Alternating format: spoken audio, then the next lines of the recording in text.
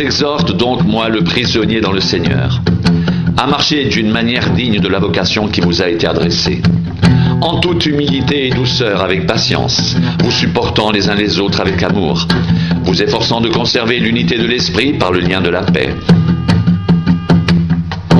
Il y a un seul corps et un seul esprit, comme aussi vous avez été appelés à une seule espérance par votre vocation. Il y a un seul Seigneur,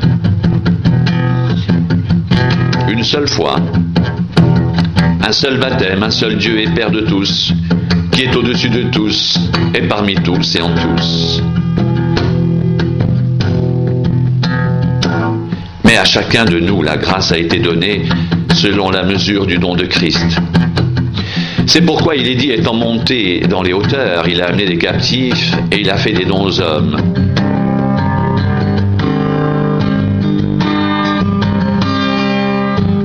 Or, que signifie il est monté?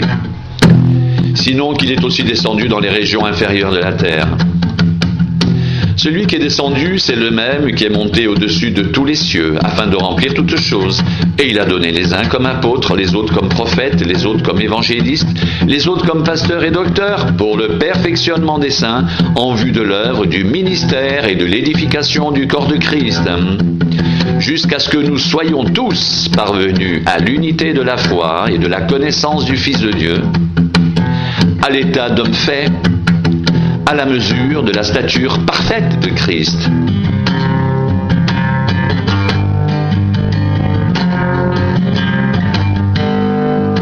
Ainsi, nous ne serons plus des enfants flottants et emportés à tout vent de doctrine, par la tromperie des hommes, par leur ruse dans les moyens de séduction, mais en professant la vérité dans l'amour, nous croîtrons à tous égards en celui qui est le chef Christ.